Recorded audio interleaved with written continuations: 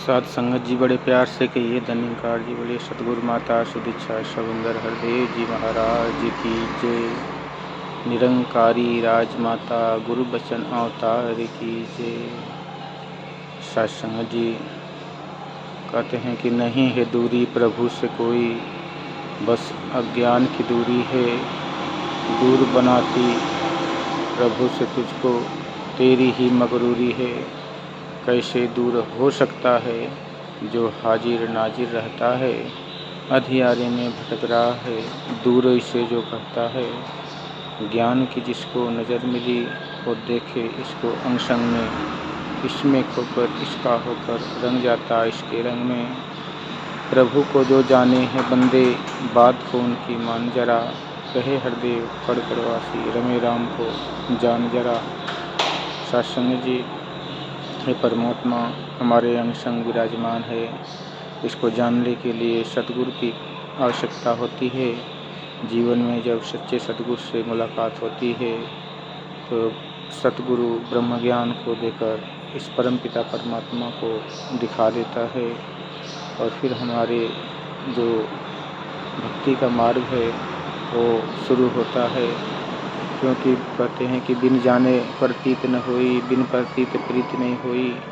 प्रीति बिना नहीं भक्ति दृढ़ाई, जो खगेश जल की चिकनाई। सत्संग जी, भक्ति बिना भगवान को जाने हुए जो करता है वो भक्ति निष्काम होती है, भटकाव होती है। मन का मंजिल का पता नहीं होता कि हमें किधर जाना है, किसकी भक्ति करनी है। क्योंकि तमाम देवी देवता जीवन में होते हैं।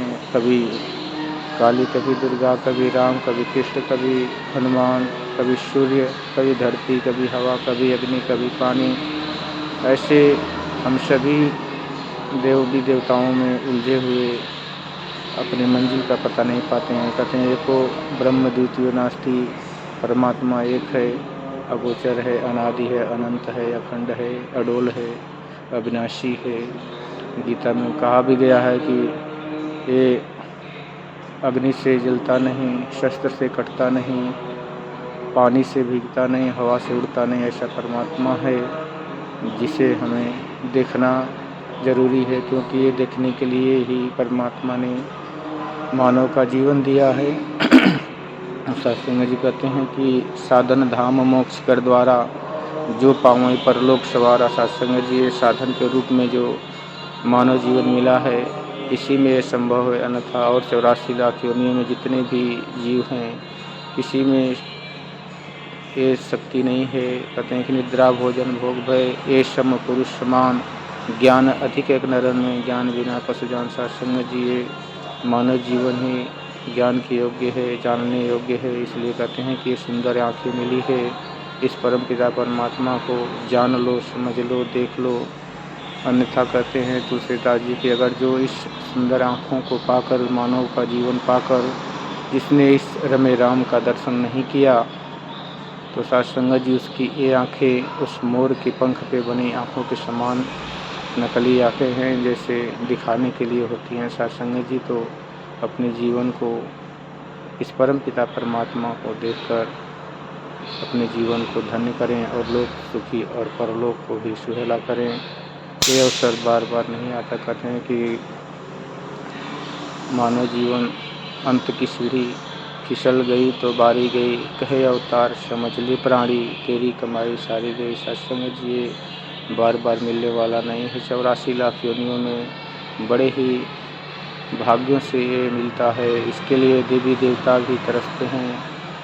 सत्संग जी की मानव जीवन कुछ क्षण के लिए हो जा, वो भी भारत भूमि पे। सत्संग जी, क्योंकि वर्ल्ड में, पूरे संसार में जो भारत भूमि है वो भक्ति का स्थान सर्वोत्तम है। सत्संग जी, इसलिए ऐसे देश में, ऐसे काल में, ऐसे जीव में अगर इंसान आकर परमात्मा को नहीं जाना तो सत्संग जी उसके भाग्य समझो सोए हुए हैं। सत्संग जी, तो अपने भाग्य जगा लो, उठ जाग मुसाफिर भोर भई।